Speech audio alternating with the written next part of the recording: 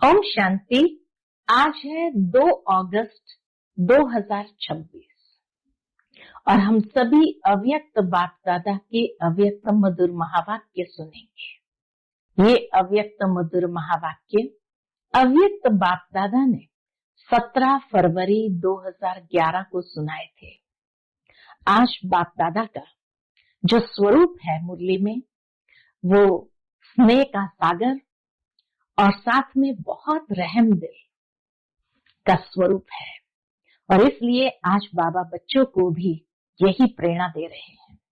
बाबा कहते हैं, आज स्नेह का सागर अपने स्नेही बच्चों से मिलने आए हैं। बच्चों ने याद किया, मेरे बाबा आ जाओ। और बाप कहते हैं, ये मेरे बाबा, इसमें इतना स्नेह समाया हुआ है जो हर बच्चे ने बाप को अपना बनाया और बाबा ने भी मेरा बच्चा कह करके अपने में समा लिया। फिर आज विशेष बाबा, जैसे कहा रहम दिल स्वरूप, तो आरंभ में ही बाबा ने ड्रिल कराई।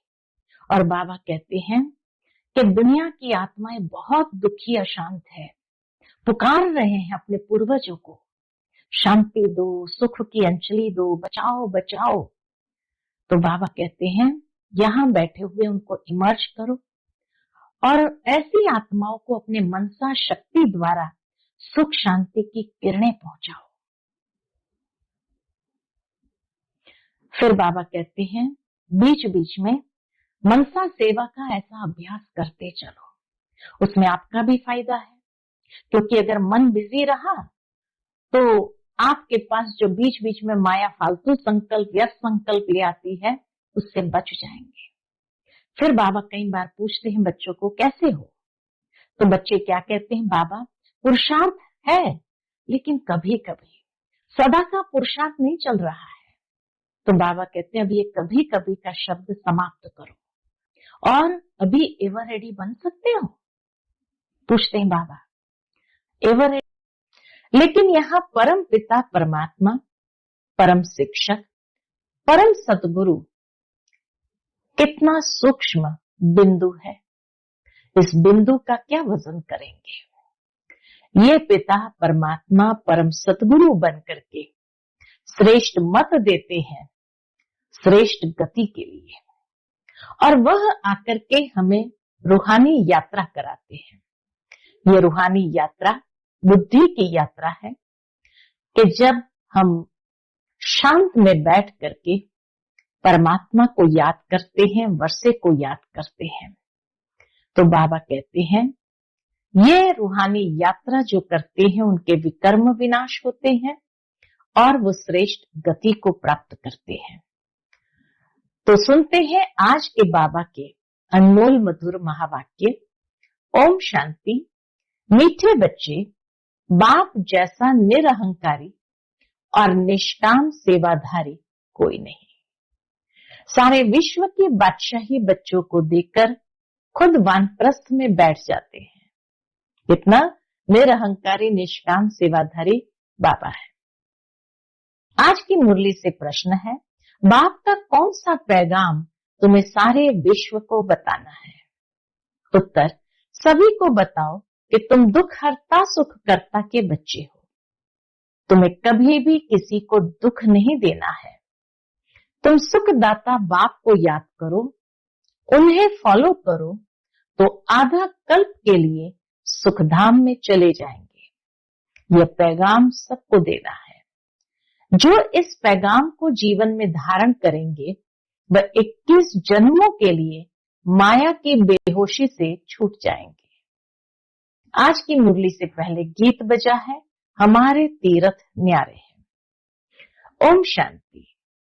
मीठे मीठे रूहानी बच्चे, इस गीत का अर्थ तो समझ गए। हम आत्माओं का वह बाप है, मुख्य है ही आत्मा। अभी तुम बच्चे जानते हो, हमारी आत्मा परम पिता परमात्मा के सन्मुख बैठी है। तुम्हारी सोल सुप्रीम सोल के सामने बैठी है। तुमको तो अपना शरीर है, इनको लोन लिया हुआ शरीर है। शिव बाबा का तो लोन लिया हुआ शरीर है। गुरु लोग मनुष्य को यात्रा पर ले जाते हैं। भक्ति मार्ग के ढेर गुरु है, अनेक प्रकार के गुरु हैं। ढेर गुरु है। भारत में तो स्त्री अपने पति को भी गुरु ईश्वर समझती है। बाप बच्चों को समझाते हैं, तुम बच्चे हो ना, समझते हो हम बेहद के बाप के बच्चे हैं। बाबा कहे तुम समझते हो हम बेहद के बाप के बच्चे हैं। बेहद का वर्षा फिर से लेने आए हैं। अभी हमें सदगति को पाना है, ये तो निश्चय है ना। सारी दुनिया दुर्गति में है, पतित है। पावन होने के लिए बुलाते हैं तो भारत में कितने ढेर के ढेर गुरु है। कोई को 100 फॉलोवर्स, कोई को 500, कोई के 50 भी होते हैं। कोई के 100 फॉलोवर्स, बाबा कहे कोई के 500 और कोई के 50 भी होते हैं, कोई के लाखों करोड़ों भी होते हैं। जैसे खोजो का आगा खां गुरु है, कितने उनके फॉलोवर्स हैं, कितना उनको रिगार्ड देते हैं। फिर भल कुछ भी करने वाला हो, लेकिन उनका मान कितना है। भक्ति मार्ग में है, नई सो पुरानी होती है। न्यू वर्ल्ड ओल्ड वर्ल्ड कहा जाता है। अब तो कहेंगे ये ओल्ड वर्ल्ड है, बाकी थोड़ा समय है। वह कहते कल्प की आयु लाखों वर्ष है, कलयुग के लिए कहते हैं 40,000 वर्ष पड़े हैं। वास्तव में 5,000 वर्ष का चक्र है। तुम्हारी बुद्धि में सारी नॉलेज है। मनुष्य तो बिल्कुल पत्थर बुद्धि है। एक्टर्स होकर ड्रामा के क्रिएटर डायरेक्टर को न जाने तो उनको क्या कहेंगे। वर्ल्ड की हिस्ट्री ज्योग्राफी कैसे रिपीट होती है, यह तो जानना चाहिए ना। जो अच्छी रीति जानते हैं, बुद्धि में धारण कर औरों को धारण कराते हैं, वह ऊंच से ऊंच पद पाते हैं। बाप कहते हैं जो नॉलेज मेरे में थी वह अब तुमको दे रहा हूं। ड्रामा प्लान अनुसार मैं रिपीट करता हूं। मेरा भी ड्रामा में पार्ट है, भक्ति मार्ग में भी पार्ट बजाया। अब तुमको आकर अपना और रचना के आदि मध्य अंत का परिचय देता हूं। मैं भी ड्रामा के बंधन में हूं। मैं आता ही एक बार हूं अपना परिचय देने और रचना के आदि मध्य अंत का नॉलेज सुनाने। अच्छा, मीठे मीठे सिखिलते बच्चों प्रति माता पिता बाप दादा का याद प्यार और गुड मॉर्निंग। रूहानी बाप की रूहानी बच्चों को नमस्ते। हम सब रूहानी बच्चों की रूहानी माता पिता बाप दादा को याद प्यार, गुड मॉर्निंग और नमस्ते नमस्ते। शुक्रिया बाबा, शुक्रिया। आज की मुरली से धारणा के लिए मुख्य सार है। पहली पॉइंट, बाप समान ओबीडियंट बनना है। कभी भी किसी बात में अपना अहंकार नहीं दिखाना है, निराकारी और निरहंकारी होकर रहना है। दूसरी पॉइंट, बाप टीचर और सतगुरु के कॉन्ट्रास्ट को समझ निश्चय बुद्धि बन श्रीमत पर चलना है, रूहानी यात्रा पर रहना है। आज का बाप दादा का मधुर वरदान हम बच्चों के प्रति है।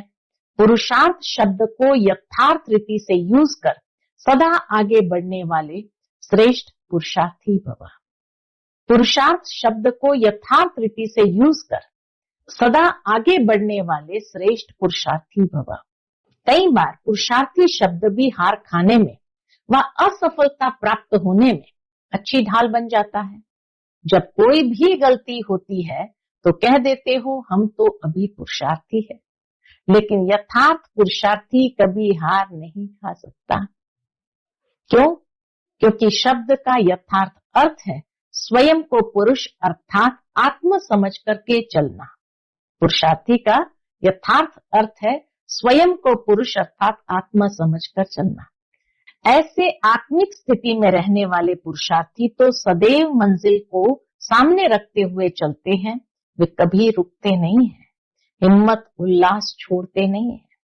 आज का स्लोगन है मास्टर सर्वशक्तिमान की स्मृति में रहो। ये स्मृति ही मालिकपन की स्मृति दिलाती है। मास्टर सर्वशक्तिमान की स्मृति में रहो, यह स्मृति ही मालिकपन की स्मृति दिलाती है। आज का व्यक्ति इशारा, ज्वाला स्वरूप स्थिति में रह शक्तिशाली याद का अनुभव करो। उसके अंतर्गत बाबा कहते कोई भी कार्य करते व बात करते बीच बीच में संकल्पों की ट्रैफिक को स्टॉप करो। 1 मिनट के लिए भी मन के संकल्पों को, चाहे शरीर द्वारा चलते हुए कर्म को, बीच में रोक कर भी ये प्रैक्टिस करो। तब बिंदु रूप की पावरफुल स्टेज में स्थित हो सकेंगे। जैसे अव्यक्त स्थिति में रह कार्य करना सरल होता जा रहा है, वैसे ही ये बिंदु रूप की स्थिति में सहज हो जाए तो यही योगी की ज्वाला स्वरूप स्थिति है। बाबा कहे जैसे अव्यक्त स्थिति में रह कार्य करना आसान होता है, वैसे ही ये बिंदु रूप की स्थिति भी सहज हो जाए तो यह योग की ज्वाला स्वरूप स्थिति है। यह योग की ज्वाला स्वरूप स्थिति है। अच्छा, ओम